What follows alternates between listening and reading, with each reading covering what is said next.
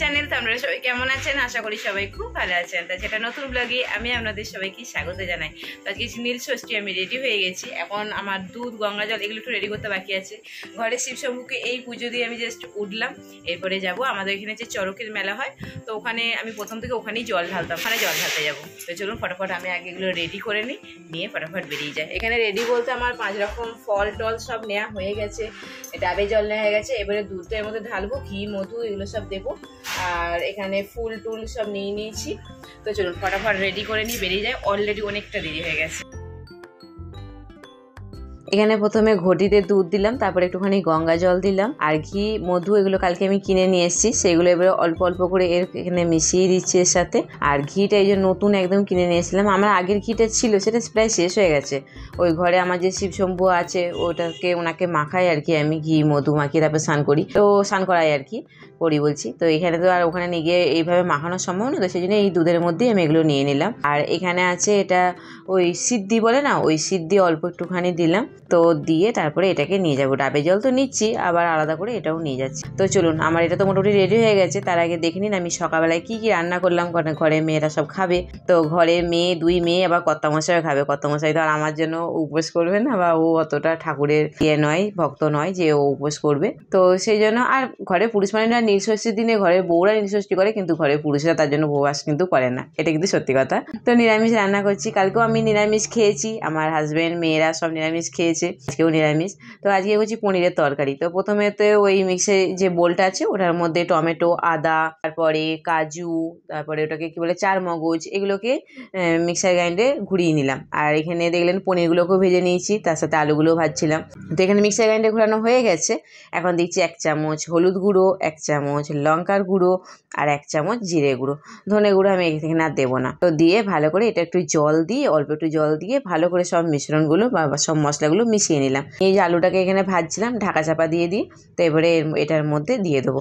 আর হ্যাঁ, ফোড়নেতে আমি দিয়েছিলাম, সেটা যেতে ভুলে যাচ্ছি বলতে, সেটা হচ্ছে গোটা জিরে দিয়েছিলাম আর তেজপাতা একটা ফোড়ন দিয়েছিলাম। দিয়ে এবারে ভালো করে এটাকে কষিয়ে নিচ্ছি। আর এই খুন্তিটা আমি এই মুহূর্তে খুঁজে পাচ্ছি না তাড়াহুড়োর মধ্যে, কারণ আমাকে মন্দিরে যেতে হবে, ওখানে নালে প্রচুর লাইন পড়ে যাবে। তো সেটা মাথার মধ্যে খুঁজে তাড়াহুড়োর মধ্যে খুন্তি পাইনি, যেটা হাতা পেয়েছি ওটা দিয়ে আমি মশলাটা কষিয়ে নিলাম। তো এখানে মশলাটা কষিয়ে নিয়ে অল্প একটুখানি জল দিয়ে দিলাম। এই যে পনিরগুলোকে যে ভেজে রেখেছিলাম, তো সেই পনিরগুলো এবার এর মধ্যে দিয়ে কিছুক্ষণ চাপা দিয়ে রেখে দেবো। আর নামাবার আগে একটুখানি নুন মিষ্টিটা, আমি তো আজকে আর চেখে দেখতে পারবো না, তো মেঘাকে বলবো একটুখানি চেখে দেখে নে, দিয়ে তারপরে নামিয়ে দেবো। আপনারা চাইলে এটার মধ্যে ওই যে কস্তুরি মেথি হয়, ওটাকেও একটুখানি লাস্টে নামাবার আগে একটুখানি ওটাকেও আপনারা হাতে করে ম্যাশ করে আপনারা দিতে পারেন, ভালো লাগবে খেতে। তো এখানেতে এই যে আমার হয়ে গেছে পনিরের তরকারি। এদের তিনজনে খাবে, এটার জন্য যথেষ্ট। এবারে করছি বেগুন ভাজা। তো এখানে গরম গরম বেগুন ভাজা বসিয়ে দিয়েছি। বেগুন ভাজার পরে করব পোস্ত, তারপরে চাটনি। তো চলুন বেগুন ভাজাটা ভেজে নিই, তারপরে এবারে পোস্তটা করে নেব।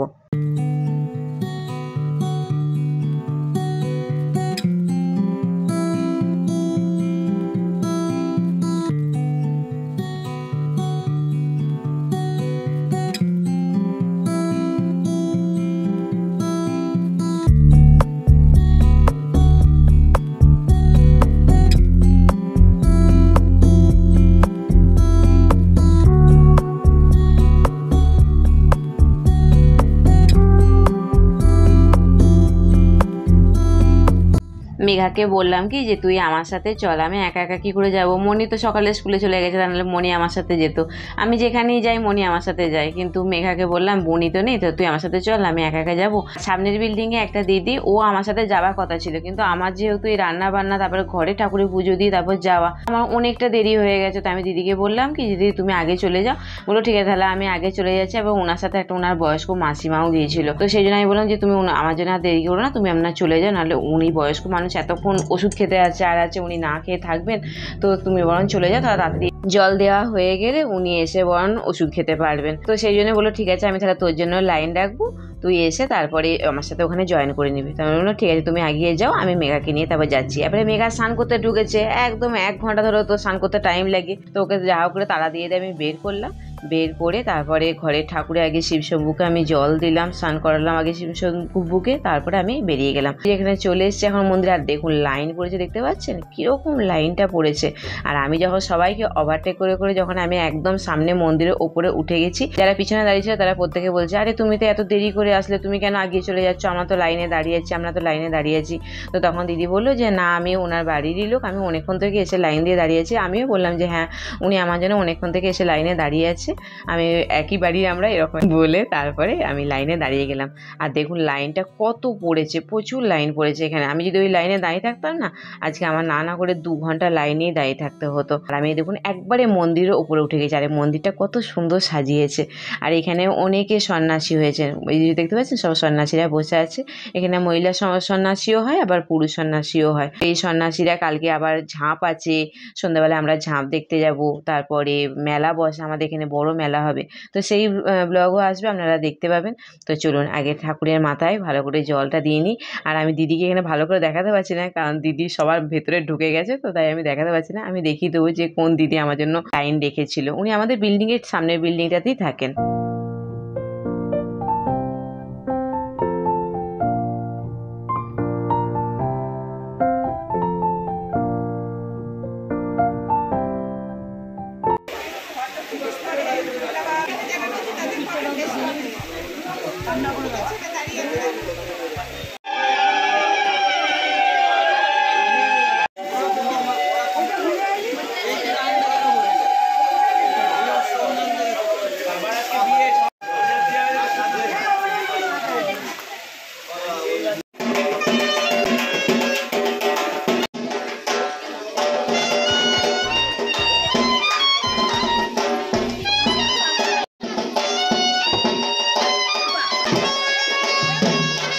তো এখানে বাবার মাথায় জল ঢালা হয়ে গেছে। আর আমি যে জলটা ঢাললাম তার আবার কিছুটা আমি রেখে দিয়েছি, দুধ গঙ্গা জল মেশানো যে জলটা, ওটা রেখে দিয়েছি। পাশে আর একটা শিব মন্দির আছে, ওখানেও শিব আর কালীর মূর্তি আছে, আমি দেখাবো আপনাদের। তো ওখানে জলটা ঢালবো বলে একটুখানি বাঁচিয়ে রেখেছি।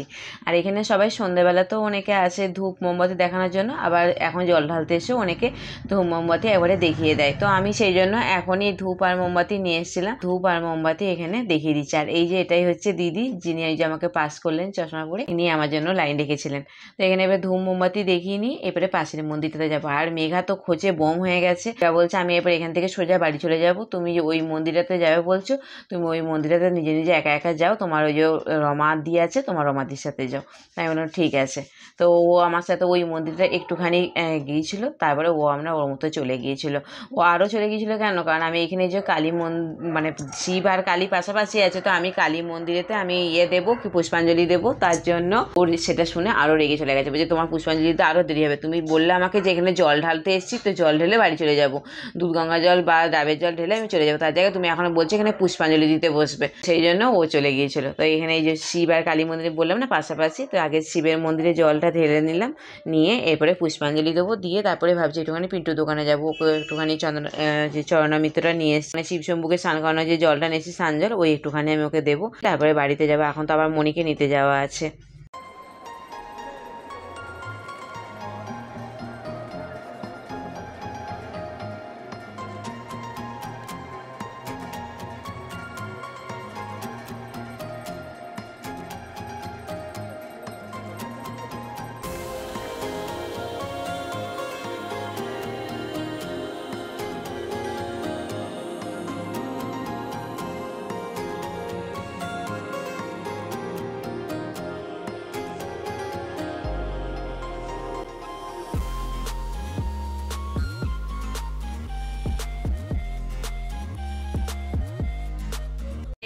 পূজা দেওয়া হয়ে গেছে, দুটো শিব মন্দির দেওয়া হয়ে গেছে। এখন একটুখানি পিন্টু দোকানে যাচ্ছি, তো ওকে ওই ঠাকুরের স্নান জল আছে ওই একটুখানি দেবো, দিয়ে তারপরে বাড়ি আসবো, এসে আবার এই ড্রেস চেঞ্জ করে মণিকে নিয়ে আসতে যাবো স্কুলে।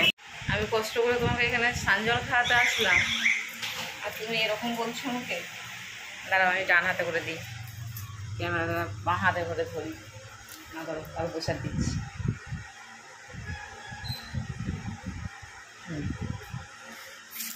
হাত ধোবে সে। আর ঠাকুরের এখানে ফল প্রসাদ আর সন্দেশ। এখন কি তুমি খাবে? কোনো ভাত তো সম্ভবত জল না খেয়ে থাকে, এই ভাতটা খাই।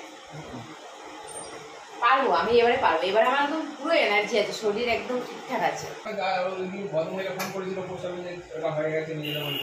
আচ্ছা, সে তুমি মনিকে আনতে যাবে না, আমাকেই যেতে হবে। যে খাওয়া দাওয়া না, খাওয়া দাওয়া করে বা এখানে জল মিষ্টি খেয়ে নাও। তুমি খাওয়া দাওয়া এমন বসে যারা মধ্যে যে আমি ভাত টাত একদম বসে বাবুয়ে বসে খেয়ে নেবো। ফল মাকড় যা আছে খাও। আচ্ছা, তুমি মনিকে আনতে যাবে একটু চাপের হয়ে যাবে।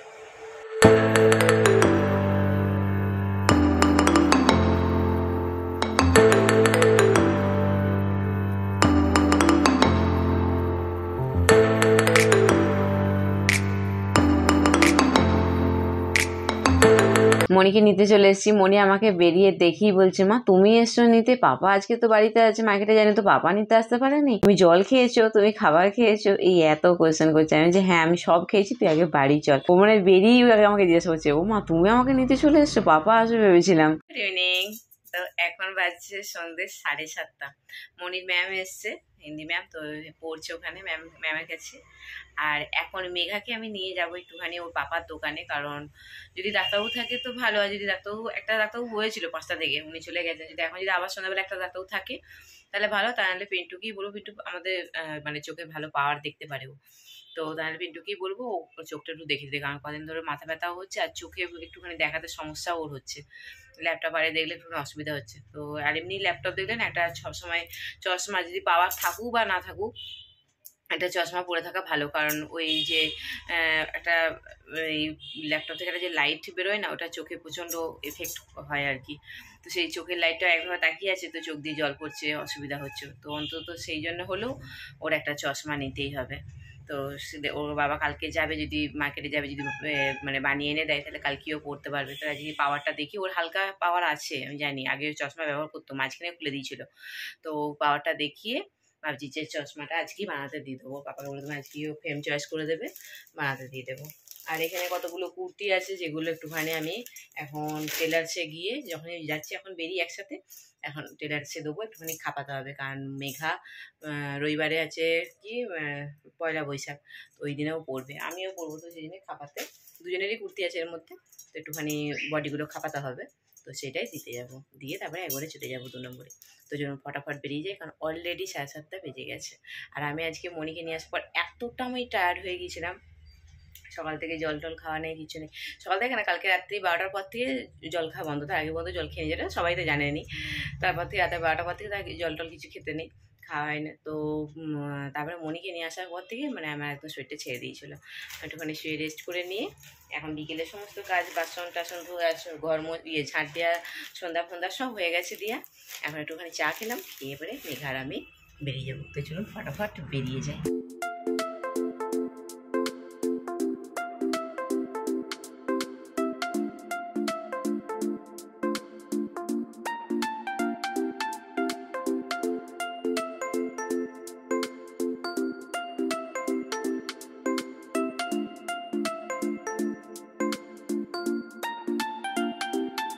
এখানে মেলা বসছে চড়কের, পয়লা বৈশাখ কাল আজ থেকেই তো শুরু হয়ে গেছে। ভিতরে ঢুকবি আজকে? কালকে ঢুকবো।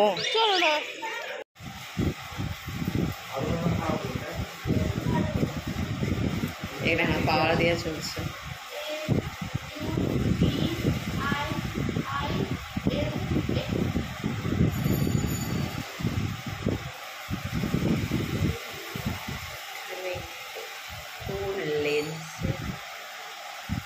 এগুলো সব পাওয়ার লেখা আছে তাই তো মিন্টু?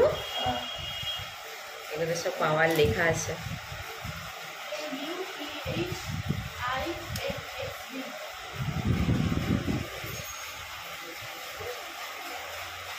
আগে কম্পিউটারে বসিয়ে পাওয়ারটা দেখে নিয়েছে, সেই অনুযায়ী পাওয়ার দিচ্ছে। পিন্টু খুব ভালো পাওয়ার দিতে পারে আমার চোখে, অনেকে ওকে বিশ্বাস করে পাওয়ার মানে চশমা বানায়, দারুণ পাওয়ার দেয়। দেখি এটা করে, এটা কি কালো ওরা, আর ওই পার্পেল কালারটা হোক, পার্পেলটা এটা খোল দেখি, ভালো লাগছে, খারাপ লাগছে না, বোনের মতনই, বোনটা নিয়েছে লাইট পিঙ্ক পিঙ্ক, ভালো লাগছে। এটা পিঙ্ক আছে, ওটা পর। দেখ কেমন লাগছে, সাইডটা ঘোরা। এটা ভারী লাগছে, একটু মোটা লাগছে, তাহলে তুই ওটাই নে। ব্ল্যাকটা একবার পর বাবা, ব্ল্যাকটা ঘোরা, এদিকে ঘোরা। ব্ল্যাকটা খারাপ লাগছে না রে, অবশ্য আমার তো ব্ল্যাক ভালো লাগে, এই জন্য আমি বলছি। ঠিক আছে, তাহলে ওটাই নে। মাথা এবার গরম হয়ে যাচ্ছে।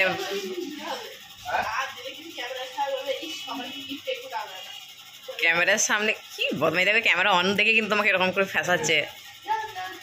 পিন্টু দেবে না একদম কিন্তু আজকে না। হ্যাঁ বলুক, গিফটে বলুক, বাবাকে গিফটে বলুক।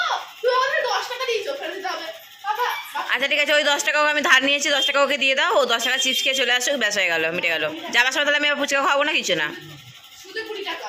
না 20 টাকা না, 10 টাকাই না, 10 টাকা বিয়ে সুদ হচ্ছে, আরো 10 টাকা, 20 টাকা, ওরে বাপরে। না, এত দ্বিগুণ সুদ যদি সবাই পেত রে মানুষজন। ক টাকা নিলি? সেই 20 টাকাই নিল। মানে আমার বাবা তোকে দিতে যাবে কেন রে? আমার বাবা দিয়েছে, পাপাটা পেলি কোত্থেকে তুই? হরিদাস পাল তুই।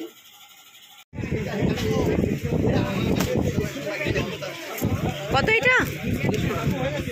ভালো হবে এটা? আর ওই এটা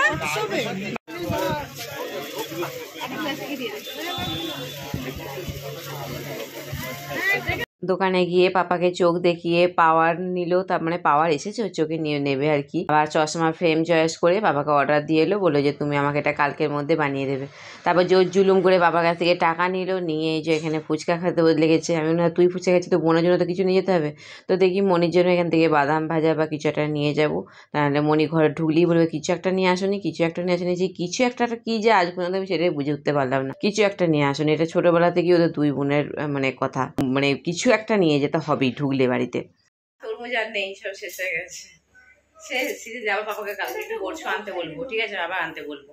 আর তুই ওয়াশরুমে গেছিলি, ওয়াশরুমে লাইট পাখা সব জ্বলছে। তো এই বাজার করে বাড়ি আসলাম।